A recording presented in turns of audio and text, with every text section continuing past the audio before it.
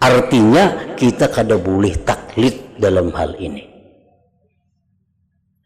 Kada boleh taklid. Mengucap 2 kalimat syahadat 4 orang.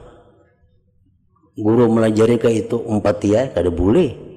Ini tauhid mesti berdasarkan dalil dan bukti. Baik diambil dari Al-Quran dalilnya atau dari hadis dan dari pikiran akal kita. Nah, para muhibbin rahimakumullah, dalil akal, dalil nakal 2. Dalil nakal apa? Al-Quran menyebutkan Allahul ladzi la ilaha illahu. Allah tidak ada Tuhan selain Dia. Itu Al-Quran. Ini dalil nakli. Kita mendengar itu. Al-Quran menyebutkan Muhammadur Rasulullah. Dalil nakli. Kita sering mendengar ucapan Al-Quran Muhammadur Rasulullah. Nah, ini satu bahan untuk penyaksian kita.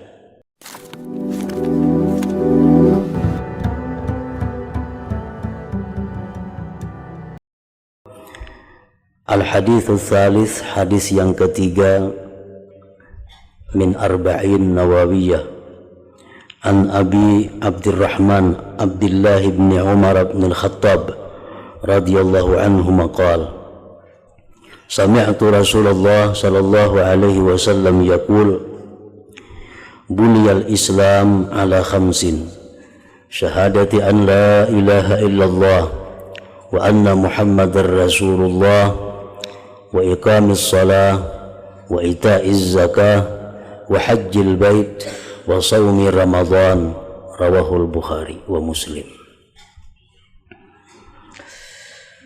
Dari Abi Abdurrahman Abdullah bin Umar bin Khattab radhiyallahu an, beliau berkata, aku mendengar Rasulullah sallallahu alaihi wasallam bersabda,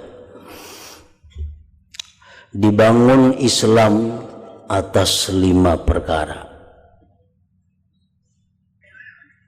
Pertama, penyaksian bahwa tidak ada Tuhan selain Allah dan bahwa Muhammad itu Rasulullah. Yang kedua, dan mendirikan salat. Yang ketiga, menunaikan zakat. Yang keempat, naik haji. Yang kelima, puasa Ramadan. Itulah rukun Islam yang 5. Para muhibbin rahimakumullah, yang pertama rukun Islam itu adalah tadi disebutkan penyaksian bahwa tidak ada Tuhan selain Allah dan bahwa Muhammad itu Rasul Allah. Seringkali kita ungkapkan dengan satu ungkapan, asyhadu an la ilaha illallah wa asyhadu anna Muhammadar Rasulullah. Itu kalimat setidak-tidaknya kita wajib mengucapkan 5 kali sehari semalam. Nah, arti kalimat itu adalah asyhadu, aku bersaksi bahwa tidak ada Tuhan selain Allah dan aku bersaksi bahwa Muhammad Rasulullah. Di situ kalimat bersaksi, orang yang bersaksi itu pasti yakin. Orang yang bersaksi itu pasti melihat. Kalau kada melihat, kada boleh bersaksi. Maulah orang buta bersaksi, kada bisa. Maulah orang yang kada mendengar bersaksi, kada mau. Misal saksi nikah, syaratnya orang jadi saksi nikah itu melihat dan mendengar, baru ia bersaksi. Nah, demikian halnya dengan tauhid. Aku bersaksi bahwa tidak ada Tuhan selain Allah.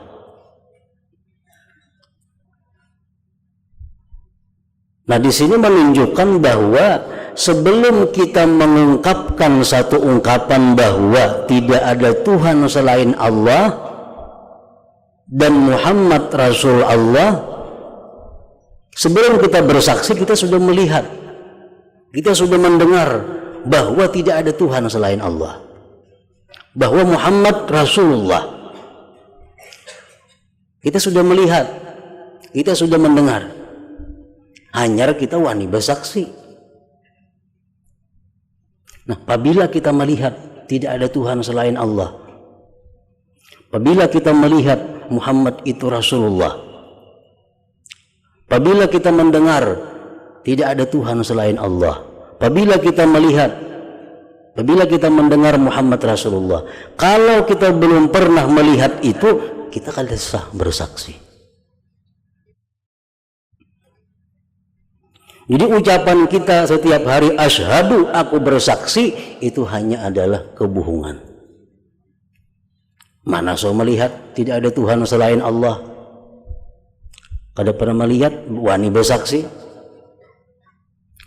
Kada pernah melihat Muhammad Rasulullah wani bersaksi? Nah, di sini artinya bahwa untuk la ilaha illallah Muhammad Rasulullah itu diperlukan dua dalil. Pertama dalil nakli, kedua dalil akal.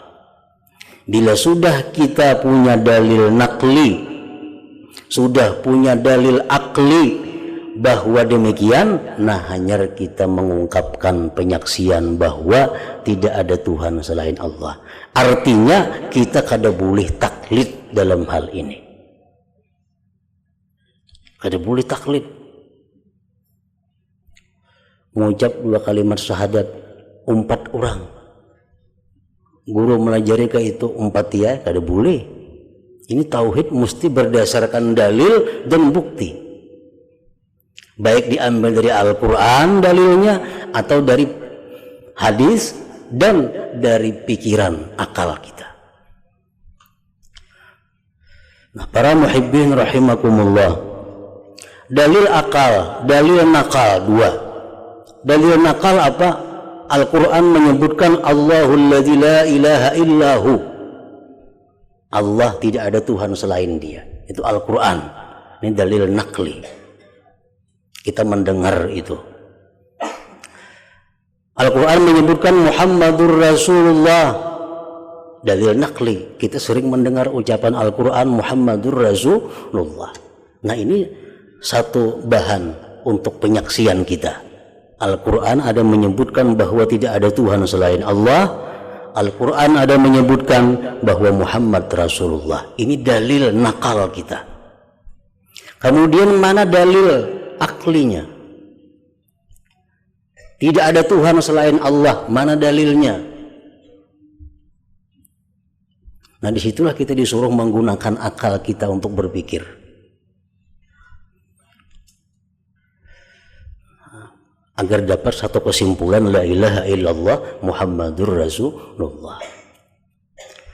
Oleh karena itu kita disuruh melihat alam semesta ini. Lalu di situ kita disuruh menyimpulkan bahwa alam semesta ini ternyata hanya diciptakan oleh satu zat. Alam semesta ini hanya diatur oleh satu zat. Alam semesta ini hanya dikendalikan oleh satu zat, la ilaha illallah. Kalau alam semesta ini dikendalikan beberapa orang, alam akan hancur. Saya mau hendak ke hulu, saya mau hendak ke hilir, saya mau hendak maju, hendak mundur. Organisasi 2-3 ikung kepala maulah, kada mau. Supir berdua maulah, kada mau. Nah, alam semesta pun mesti satu pengendalinya. Nah, ini sudah punya dalil akal kita bahwa tidak ada Tuhan selain Allah. Nah, sesudah kita punya dalil Al-Quran, dalil dari akal kita, dari pikiran kita, hanya kita wani bersaksi asyhadu an la ilaha illallah wa asyhadu anna muhammadar rasulullah. Makanya kalimat yang dipakai Rasulullah asyhadu. A'lamu kada. Kalau a'lamu artinya mengetahui. Mengetahui itu bisa melihat, bisa mendengar, bisa dari buku, bisa jar urang, mengetahui. Tapi kalau bersaksi, nah itu kada kawa, mesti mendengar dan melihat. Nah, kita mendengar dengan jelas Al-Quran, kita melihat dengan pikiran, dengan akal kita, sehingga kita berani bersumpah, berani bersaksi bahwa tidak ada Tuhan selain Allah dan Muhammad itu Rasulullah sallallahu alaihi wasallam. Nah, itu Islam. Bila orang sudah mengucap kalimat itu, dia disebut Muslim. Apabila dia sudah menjadi Muslim, haramun damuhu wa maluhu wa irduhu illa bihaqqil Islam. Tidak boleh diganggu hartanya, tidak boleh diganggu darahnya, tidak boleh diganggu pribadinya kecuali sesuai dengan peraturan Islam. Siapapun kalau sudah mengucap asyhadu an la ilaha illallah wa asyhadu anna muhammadar rasulullah, dia Muslim. Nah, kalimat inilah yang membuat seseorang, andai kata dia di akhirat masuk neraka, dia tidak akan kekal di dalam neraka itu. Kalimat dua syahadat tadi. Nah, para muhibbin rahimakumullah.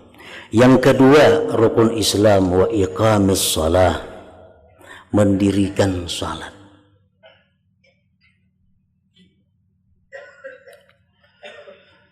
Rasulullah sallallahu alaihi wasallam bersabda, khamsu salawatin katabahunna Allah 'alal ibad. Faman jaa'a bihinna wa lam yudayyi' minhunna syai'a istighfafan bihaqqihinna kana lahu indallah ahdun in ayyudkhilahul jannah. Wa man lam ya'ti bihinna falaysa indallahi ahdun in syaa'a 'adzabah wa in syaa'a adkhalahul jannah. Rawahu Malik. Mendirikan salat rukun Islam kedua. Rasulullah menyatakan Allah mewajibkan atas hamba-hambanya 5 sembahyang. Barang siapa yang mendatangkan dengan 5 itu dan tidak menyia-nyiakan daripadanya sesuatu karena memperinting dengan haknya, adalah dia punya perjanjian di sisi Allah bahwa Allah memasukkan dia ke dalam surga. Orang yang mampu mendirikan salat dan tidak menyia-nyiakan peraturan-peraturan salat, Allah berjanji memasukkan dia ke dalam surga. Tetapi siapa tidak mendatangkan dengan sembahyang 5 waktu, tidak ada perjanjian dengan Allah. Tidak ada perjanjian. Bisa diazab Allah, bisa diselamatkan. Janji kadada.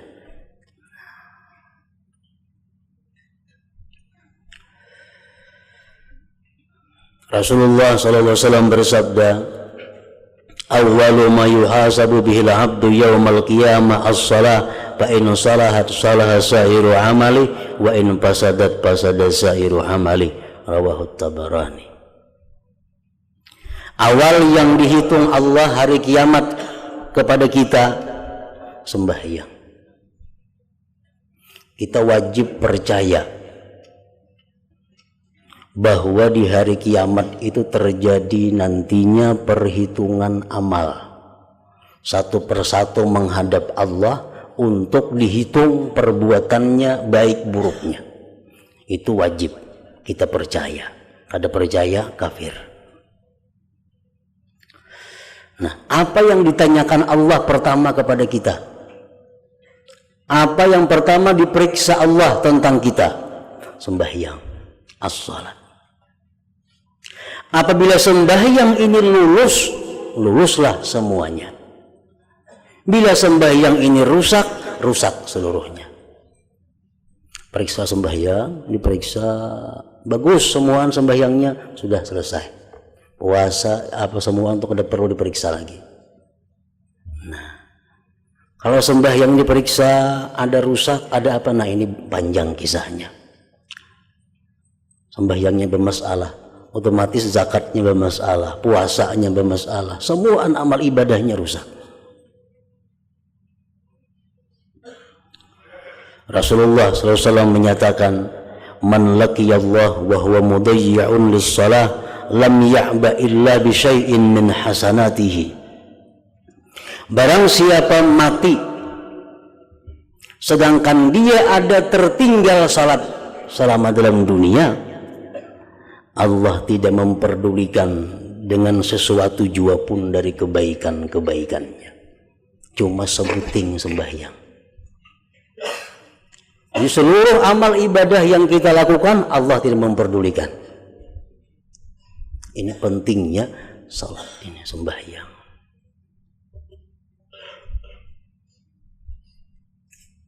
Sembahyangnya bagus, bagus seluruh amalnya. Bila sembahyangnya kada bagus semuaan.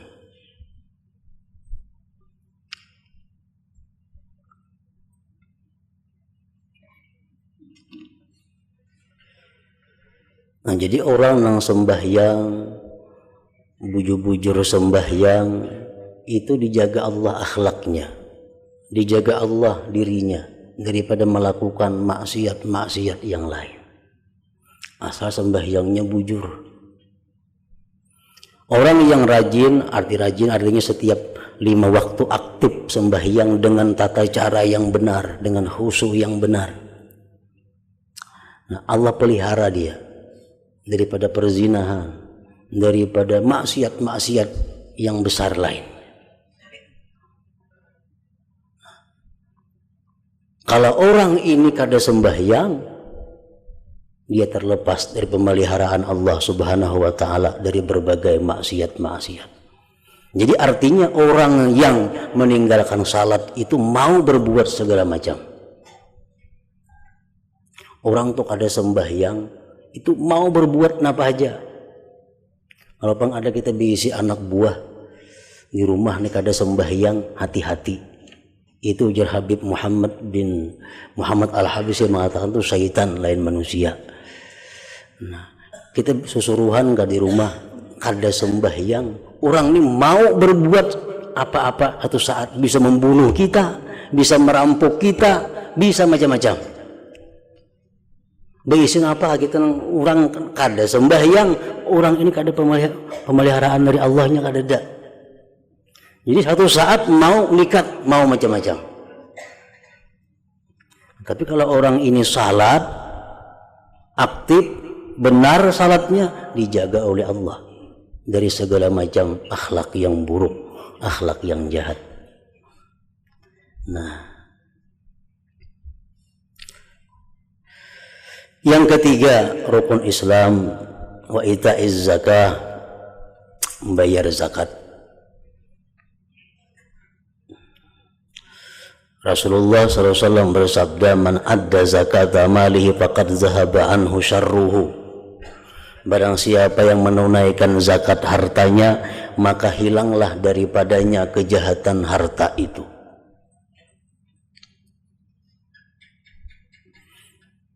Artinya apa? Burika fihi, diberkati pada harta itu. Wastu'mila bil khair, harta itu akan dipakaikan pada kebaikan. Wa unfika fit ta'at, dibelanjakan dalam taat. Walam yu'azzab sahibuhu bil qabar, dan tidak diazab yang punya harta di dalam kubur. Nah, ini orang nang berzakat. Harta itu pasti ada kejahatannya, ada risiko-risiko negatifnya. Tapi dengan zakat terhindar daripada kejahatan harta. Yang tinggal apalagi nang baiknya lawan kita. Rasulullah SAW bersabda, hassinu amwalakum bizzakah wa dawu mardakum bisadaqah wastaqbilu amwajad bala biddu'a wa tadarru. Bintingi harta kamu dengan zakat. Dalam hadis lain Rasulullah mengatakan harta yang sesuai yang benar zakatnya terpelihara dari bencana dan malapetaka. Hasinu amwalakum, bintingi harta kamu bizakat.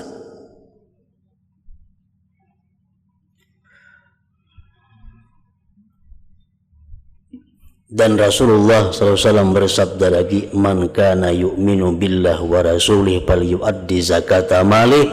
Barang siapa yang beriman kepada Allah dan Rasul, hendaklah dia menunaikan zakat hartanya. Jadi menunaikan zakat itu ada cara-cara tertentu yang dibenarkan oleh syariat. Nah, bukan hanya sekedar mengeluarkan duit, membagikan kepada yang bukan berhak, itu bukan zakat ngarannya. Zakat itu ada aturan-aturan tertentu, dan yang menikmati duitnya pun ada orang-orang tertentu yang kada bisa diganggu gugat. Kemudian wahajjil baiti, dan naik haji. Dalam hadis lain haji disebut yang nomor 5, di sini nomor 4. Rasulullah SAW bersabda, al-hajjul mabrur laisa lahu jaza illal jannah. Haji yang mabrur itu tidak ada balasan baginya kecuali surga. Ada hadis lain yang mengatakan orang yang hajinya mabrur seperti terlahir kembali dari perut ibunya, bersih tanpa dosa. Haji mabrur.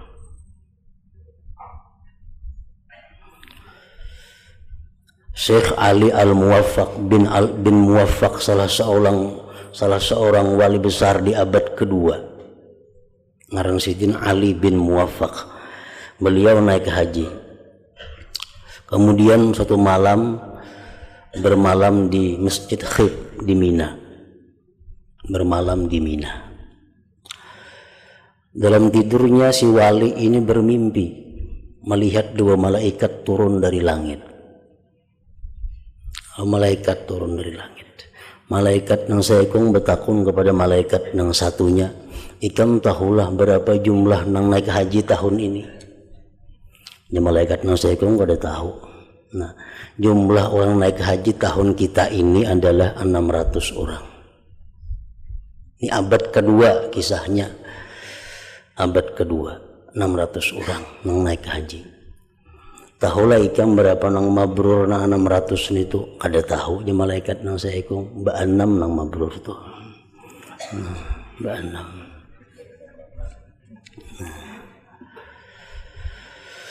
Begitu bangun guring ujar Ali ini, aku sedih.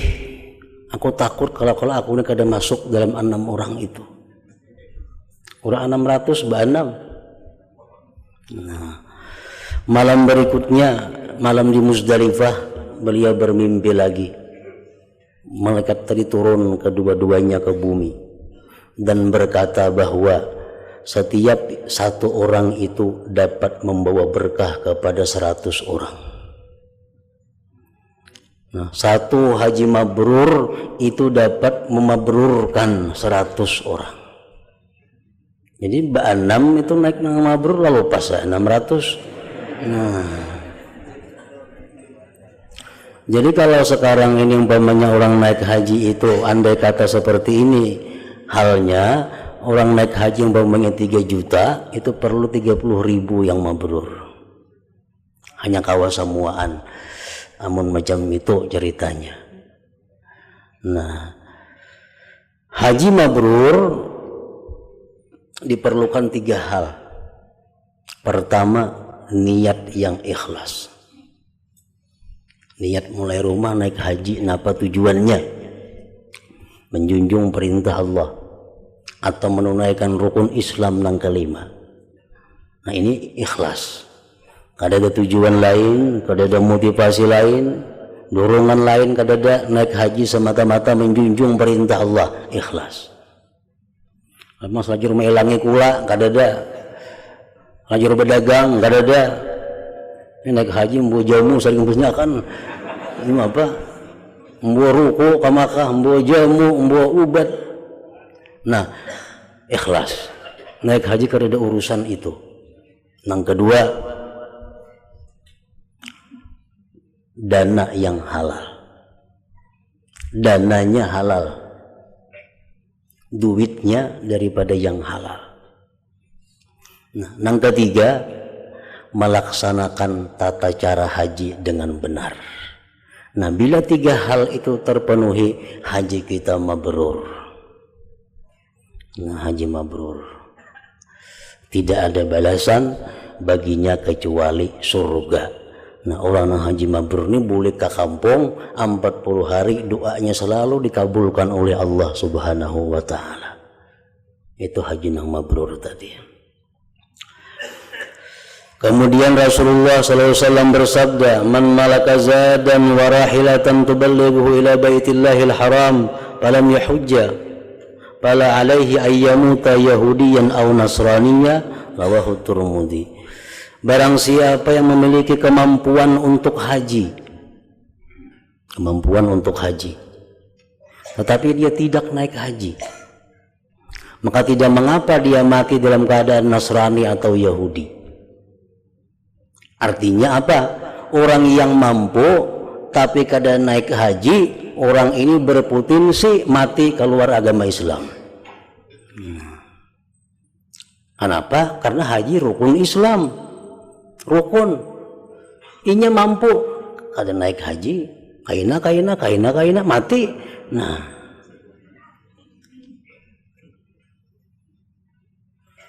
ukuran kemampuan ini macam apa seseorang dikatakan mampu? Kalau kita berisi rumah, kalau kita jual rumah ini kawan naik haji, itu sudah mampu. Kita berisi kendaraan, kalau kita jual kendaraan ini, aku kawan naik haji, itu mampu. Berisi perumahan, berisi kabun, menku jual, aku kawan naik haji, mampu ngarannya. Toko, ada apa-apa, aku ada berisi toko, menku jual, kawan naik haji, itu anggap kada mampu. Karena toko lain lawan rumah, toko itu ada usaha. Nah, jadi kalau kita sudah memiliki rumah yang ibarat dijual kawan biaya haji, itu sudah wajib. Hati-hati bila mati itu. Nah, bisa jadi Nasrani atau jadi Yahudi. Jadi artinya apa? Kalau bisa rumah atau kawan naik haji, jual rumahnya maulah nang halus atau menyewa datang ke ina. Nah, kayak itu. Karena agama kita kadang mewajibkan kita memiliki rumah. Agama kadang mewajibkan kita harus berisi rumah, kada. Harus berisi kendaraan, kada. Kada wajib berisi kendaraan, kada wajib berisi rumah. Kalau berisi usaha itu diperlukan. Kita mesti ada usaha untuk membiayai keluarga kita. Nah, kemudian yang terakhir disebutkan di sini adalah wasaumi Ramadan dan puasa Ramadan.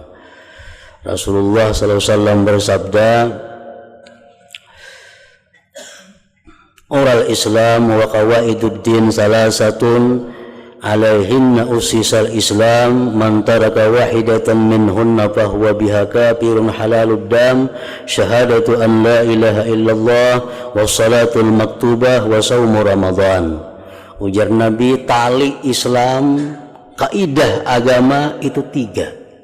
Atas 3 itulah dibina ini Islam. Siapa yang meninggalkan salah satunya berarti dia kafir. Pertama, 2 kalimat syahadat. Yang kedua, wassalatul maktubah, sembahyang fardu. Yang ketiga, wasaumu Ramadan, puasa di bulan Ramadan. Nah, apabila kita mampu melakukan 5 hal ini dengan benar, maka kita adalah muslim, jadi orang Islam ngarannya. Mengkada kawapang naik haji tapi niat sudah ada, sama aja juga. Bahkan niat itu lebih baik daripada perbuatannya. Kada berisi keuangan nang mampu, kada berisi dana nang mampu, tapi cita-citanya ada. Makanya aku berduit, aku naik haji sudah. Nah, itu haji ya ngarannya. Nah, haji sudah ngarannya. Amun kada bercita-cita, nah ini nang salah. Nah, kita disuruh bercita-cita.